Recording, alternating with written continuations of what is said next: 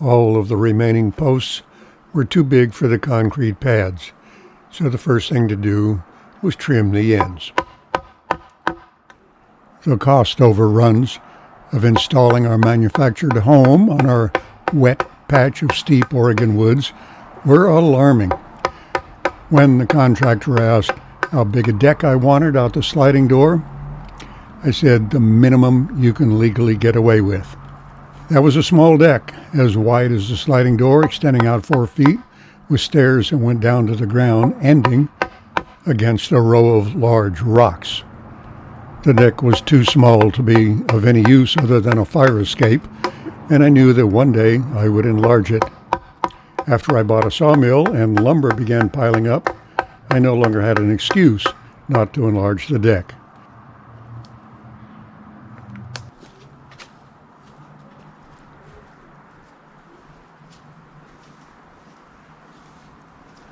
First thing to do is get the post spacing correct.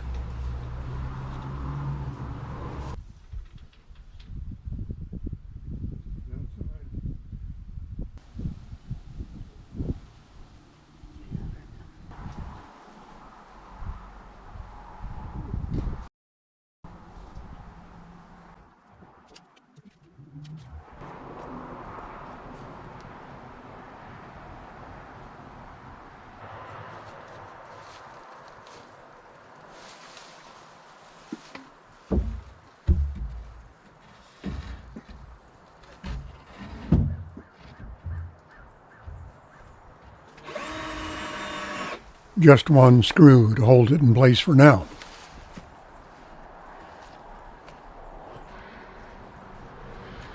Checking to see if it's plumb in this direction.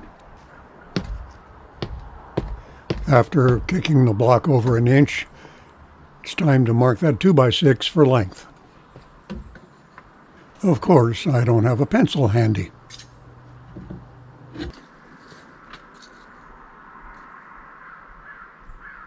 Gotta go that way 3 inches. No, not 3 inches, 1.5 inches.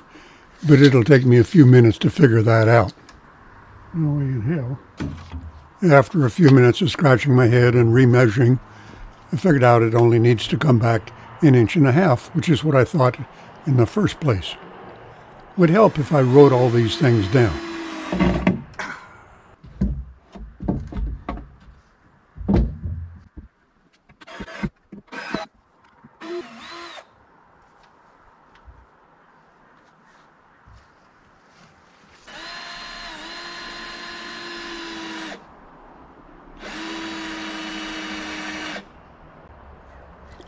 I want the 2x6 to extend past the post when vertical exactly 1.5 inches.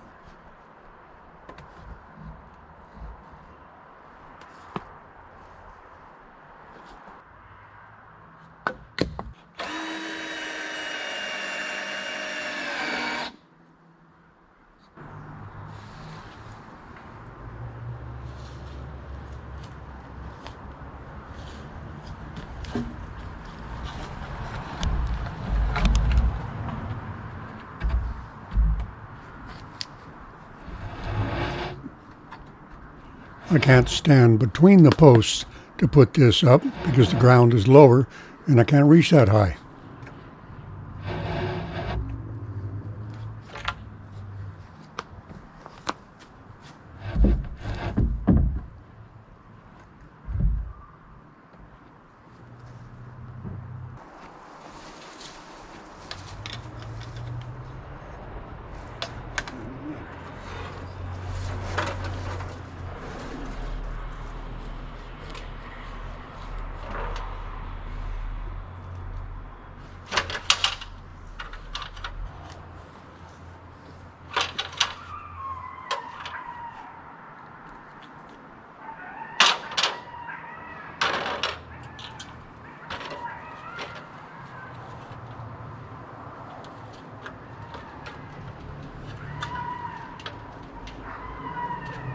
That background noise isn't murder or mayhem, just some neighborhood dogs having a discussion.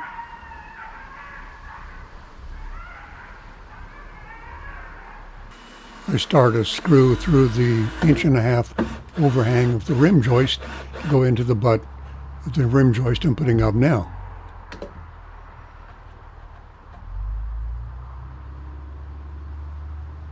If I'm careful and lucky, the other end won't fall off the other post.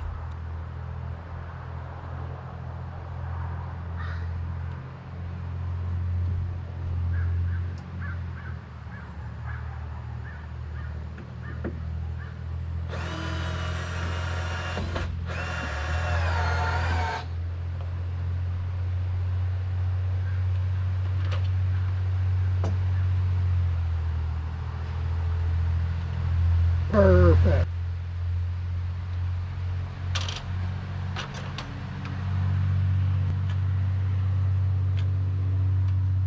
I just love it when it all comes out right. I was about to put in more screws when I remembered, oh yeah, I got some cutting to do over there. I just realized I forgot to put tar on that post before I set it in that block. So I have to unfasten. I stood there thinking of all the things I'd have to unscrew and take apart to get that post out and tar it, and then I realized, no I don't. I just have to release the post from the two boards that are attached to it. Without the post, the rim joist will simply rest on the 2x6 that extends out from under the old deck. It wouldn't support much weight, but it will stay there till I get the post back up.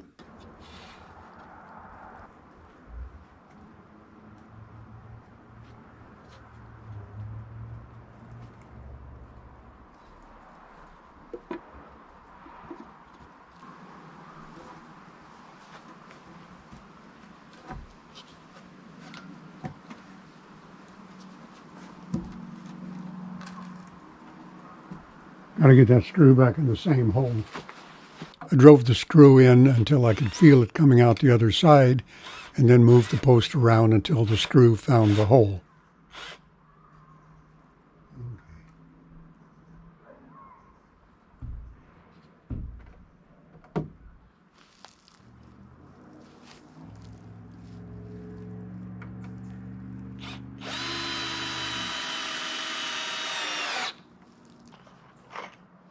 Because this deck depends on deck screws to stay together, I used a lot of them.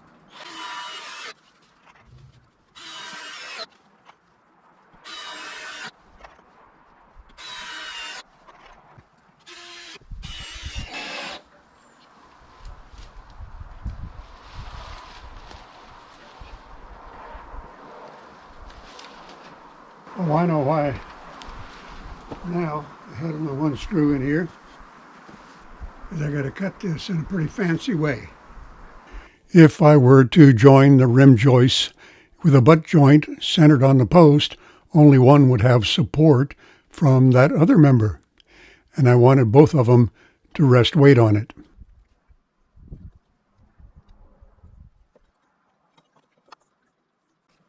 That's how I need to cut it. I propped that rose bush out of the camera shot, but it sprang back and I didn't notice.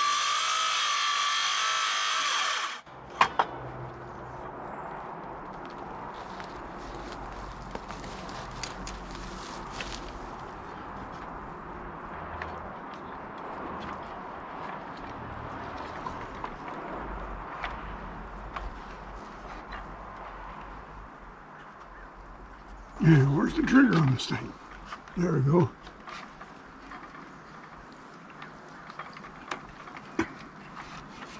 Moves that way.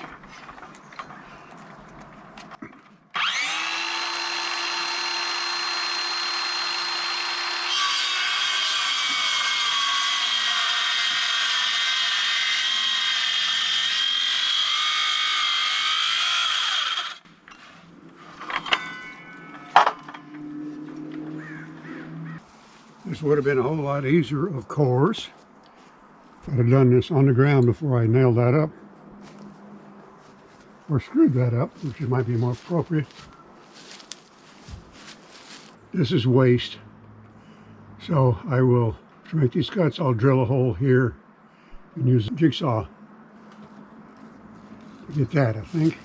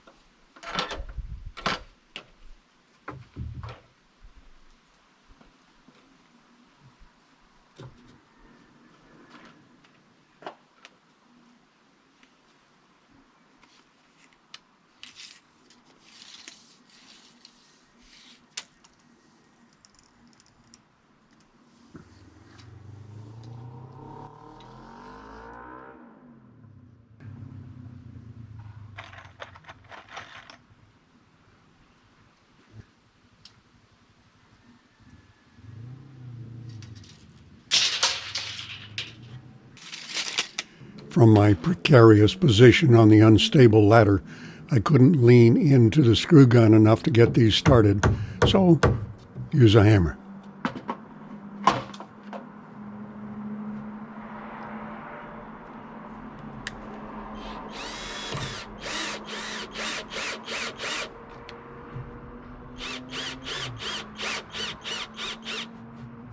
I wanted the screw to just barely protrude through the wood.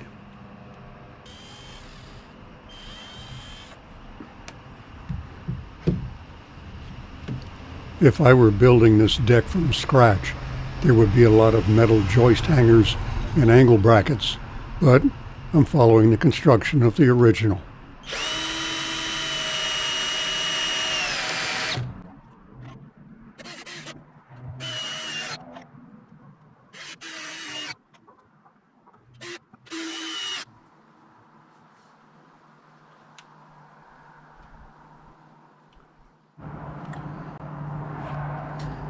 Okay, what we've got is the flower boxes removed from this detached from this.